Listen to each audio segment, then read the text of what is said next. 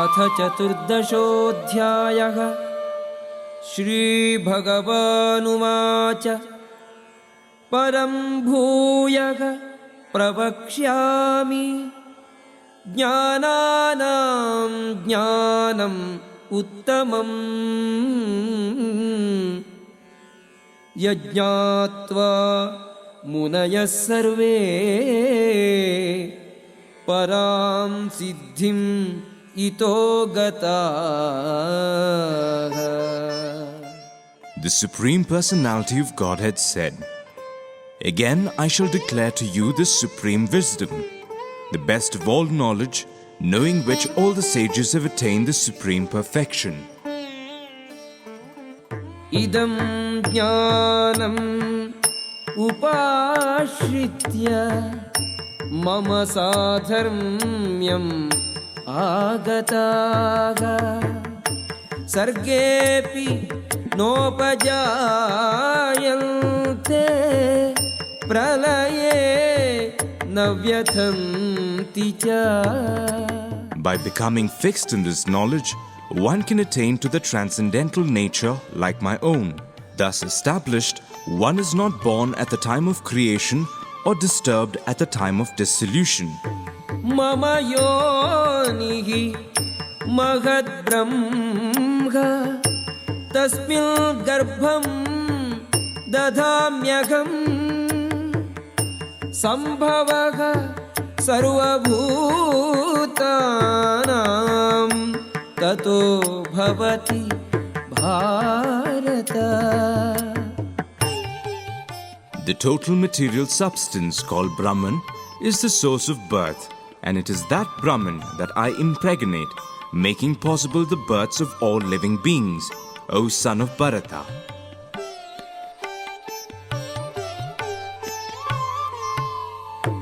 Sarvayonishu kaunteya murtayaha sambhavanti yaga tasam brahmamahadyonihi aham bijapradaha pita. It should be understood that all species of life, O son of Kunti, are made possible by birth in this material nature, and that I am the seed-giving father. Sattvam rajastamayiti gunaha prakriti sambhavaha nibadhanti mahabaho dehe dehinam avyayam. Material nature consists of three modes: goodness, passion, and ignorance. When the eternal living entity comes in contact with nature, O mighty armed Arjuna, he becomes conditioned by these modes. Tatra sattvam nirmalatvat prakashakam anamayam sukha sangena badhnati jnana sangena chanakha. O sinless one, the mode of goodness, being purer than the others, is illuminating, and it frees one from all sinful reactions. Those situated in that mode become conditioned by a sense of happiness and knowledge.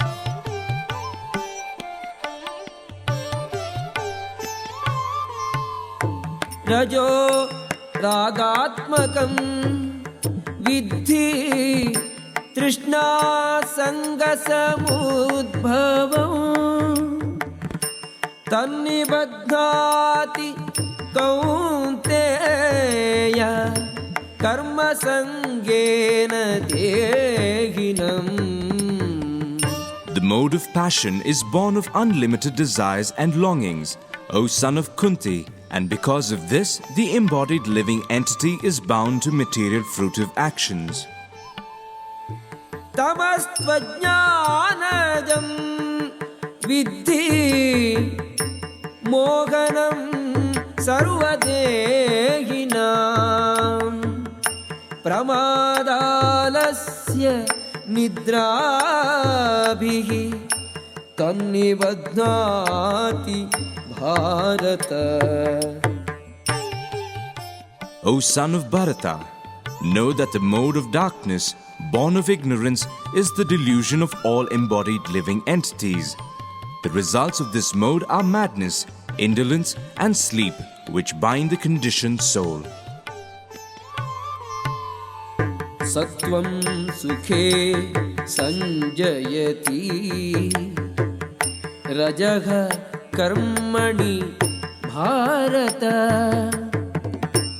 Jnanamavritya tu tamaha Pramade sanjayatyuta. O son of Bharata, the mode of goodness conditions one to happiness, passion conditions one to fruit of action, and ignorance, covering one's knowledge, binds one to madness. Rajastamascha abhibhuya Sattvam bhavati bharata Rajaha sattvam tamaschaiva Tamaha sattvam rajastatha. Sometimes the mode of goodness becomes prominent, defeating the modes of passion and ignorance, O son of Bharata.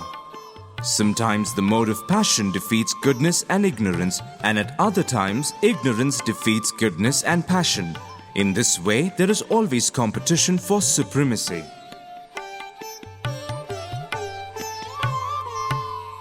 सर्वद्वारेषु देहेऽस्मिन् प्रकाशः उपजायते ज्ञानं यदा तदा विद्यात् विवृद्धं सत्त्वम् इत्युत. The manifestations of the mode of goodness can be experienced when all the gates of the body are illuminated by knowledge. लोभः प्रवृत्तिः आरम्भः कर्मणाम् अशमः स्पृहा रजसि एतानि जायन्ते विवृद्धे भरतर्षभा. O chief of the Bharatas, when there is an increase in the mode of passion, the symptoms of great attachment, fruitive activity, intense endeavor, and uncontrollable desire and hankering develop. Aprakashah apravrittischa pramado moha evacha tamasi etani jayante vivruddhe kurunandana. When there is an increase in the mode of ignorance, O son of Kuru, darkness, inertia, madness, and illusion are manifested. Yada sattve pravruddhe tu pralayam yati dehabhrit tadottamavidam lokan amalam pratipadyate. When one dies in the mode of goodness, he attains to the pure higher planets of the great sages. Rajasi pralayam gatva karma sangishu jayate tatha pralinaha tamasi mudhayo nishu jayate. When one dies in the mode of passion, he takes birth among those engaged in fruitive activities. And when one dies in the mode of ignorance, he takes birth in the animal kingdom. Karmanaha sukritasyahuhu सात्विकं निर्मलं फलं रजसस्तु फलं दुःखम् अज्ञानं तमसः फलम्. The result of pious action is pure and is said to be in the mode of goodness. But action done in the mode of passion results in misery, and action performed in the mode of ignorance results in foolishness. सत्त्वात् संजायते ज्ञानं रजसो लोभ एव च प्रमादमोहो तमसो भवतो ज्ञानमेव च. From the mode of goodness, real knowledge develops. From the mode of passion, greed develops. And from the mode of ignorance develops foolishness, madness and illusion. ऊर्ध्वं गच्छन्ति सत्त्वस्थाः मध्ये तिष्ठन्ति राजसाः जघन्यगुणवृत्तिस्थाः अधो गच्छन्ति तामसाः. Those situated in the mode of goodness gradually go upward to the higher planets. Those in the mode of passion live on the earthly planets, and those in the abominable mode of ignorance go down to the hellish worlds. नान्यं गुणेभ्यः कर्तारं यदा द्रष्टानुपश्यति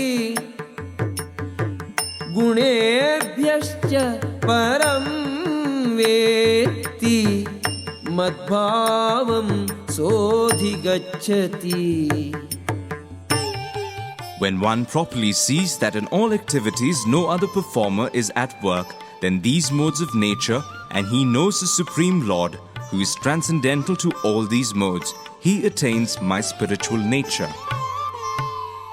गुणान् एतानतीत्यत्रीन् देहि देहसमुद्भवान् जन्म मृत्यु जरा दुःखैः विमुक्तो अमृतमश्नुते. When the embodied being is able to transcend these three modes associated with the material body, he can become free from birth, death, old age and their distresses, and can enjoy nectar even in this life. Arjuna उवाच कैर्लिङ्गैः त्रीन् गुणान् एतान् अतीतो भवति प्रभो किमाचारः कथं चैतान् त्रीन् गुणान् अतिवर्तते.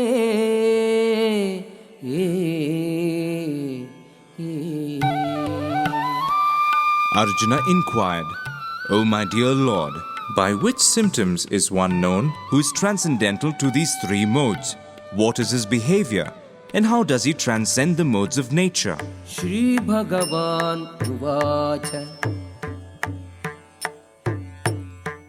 Prakasham cha pravrittim cha mohameva cha Pandava nadveshti sampravrittani nanivrittani कांक्षति उदासीनवदासीनो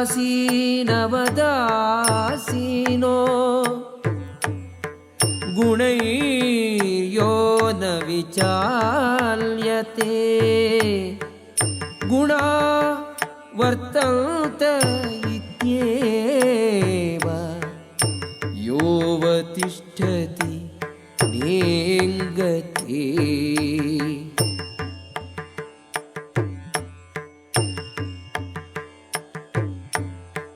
समदुःख सुखः स्वस्थः समलोष्टाश्म काञ्चनः तुल्यप्रिया प्रियो धीरः तुल्यनिन्दात्म संस्तुतिः मानापमानयोः तुल्यः तुल्यो मित्रारिपक्षयोः सर्वारम्भ परित्यागी गुणातीतः स उच्यते. The Supreme Personality of Godhead said, O son of Pandu, he who does not hate illumination, attachment and delusion when they are present or long for them when they disappear, who is unwavering and undisturbed through all these reactions of the material qualities, remaining neutral and transcendental, knowing that the modes alone are active, who is situated in the self and regards alike happiness and distress, who looks upon a lump of earth, a stone and a piece of gold with an equal eye, who is equal to earth, the desirable and the undesirable, who is steady, situated equally well in praise and blame, honor and dishonor, who treats alike both friend and enemy, and who has renounced all material activities. Such a person is said to have transcended the modes of nature. मां च यो व्यभिचारेण